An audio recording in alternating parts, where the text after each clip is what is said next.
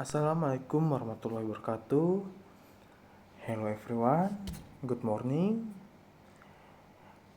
Let me introduce myself. My name Haki Nazil Kolbi, Class Management 22B, NPM 221-224-11184. Today, I'm presentation of a faktor sosiologis dan psikologis pembeli. Okay, let's next to presentation. Di sini saya akan menjelaskan materi faktor sosiologis dan psikologis pembeli. Dengan memahami perilaku pembeli adalah kunci keberhasilan pemasaran. Dan presentasi ini akan mengupas faktor-faktor sosiologis dan psikologis yang mempengaruhi keputusan pembelian. Next, pengantar. Mengapa memahami pembeli itu penting?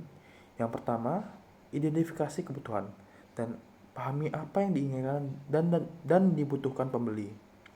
Yang kedua, pengembangan produk, yaitu dengan menciptakan produk yang relevan dengan pasar, seperti mengikuti tren pasar. Dan yang ketiga, strategi pemasaran, yaitu dengan menyusun pesan yang efektif dan tepat sasaran. Yang keempat, keunggulan kompetitif, yaitu dengan mendapatkan posisi yang lebih baik di pasar. Itu yang seperti saya jelaskan dengan yang nomor 2 itu, seperti kita harus mengikuti tren pasar, sehingga kita bisa mengembangkan produk yang lebih relevan.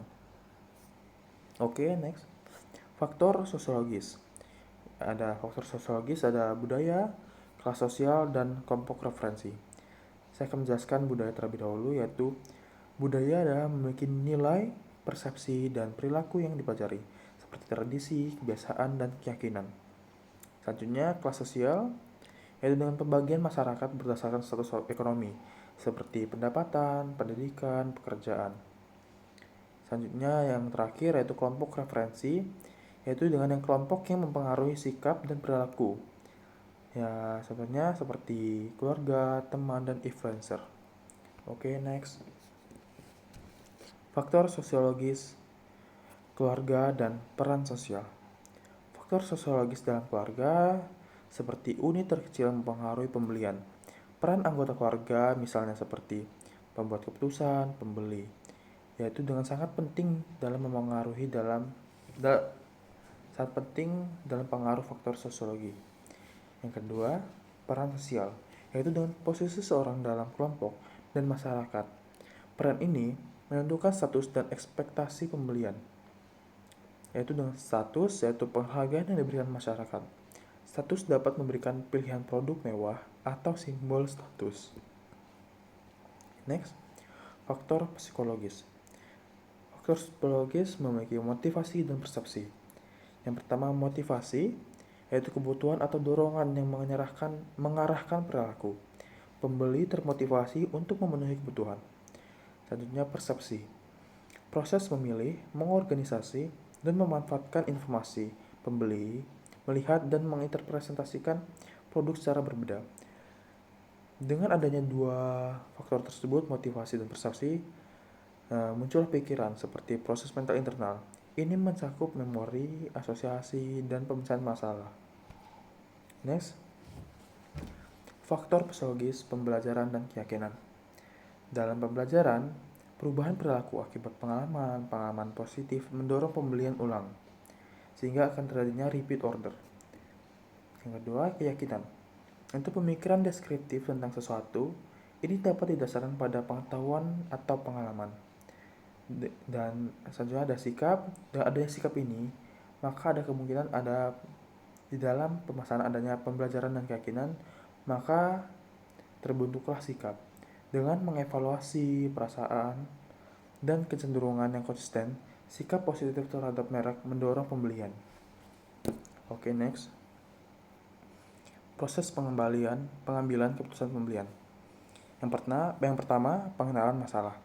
Pembeli menyadari kebutuhan atau masalah, seperti pembeli akan menyadari apa yang dibutuhkan untuk saat ini. Yang kedua, pencarian informasi, yaitu pembeli mencari data tentang solusi. Yang ketiga, evaluasi alternatif. Pembeli membandingkan pilihan produk. Yang keempat, keputusan pembelian. Pembeli memilih dan membeli produk. Kelima dan terakhir, perilaku pasca pembelian. Pembeli mengevaluasi kepuasannya, apakah dia cukup puas dengan produk yang kita jual, seperti itu. Jadi kesimpulan dari implikasi bagi pemasaran, yang pertama kesimpulannya, pemasaran memprioritasi pembeli, yaitu dengan fokus pada kebutuhan dan keinginan pembeli. Yang kedua, segmentasi target. Kelompokkan pembeli berdasarkan karakteristik, seperti karakteristiknya dibedakan dua jenis, seperti ada yang memilih ini, ada yang memilih itu, seperti itulah. Yang ketiga, pesan yang relevan. Sesuaikan komunikasi untuk setiap segmen. Yang keempat atau yang terakhir, pengalaman pelanggan. Ciptakan pengalaman positif sepanjang perjalanan. Seperti contohnya kita membackup pelanggan yang akan membeli atau untuk positif membeli produk kita sehingga akan terjadinya repeat order. Dengan memahami faktor sosiologis dan psikologis pembeli, memungkinkan pemasar untuk merancang strategi yang lebih efektif dan membangun hubungan jangka panjang dengan pelanggan atau repeat order kepada pelanggan. Okay, this is my presentation. Okay, I end the presentation. Itu saja presentasi dari saya. Apabila ada salah kata, mohon dimaafkan. Wassalamualaikum warahmatullahi wabarakatuh. Dadah.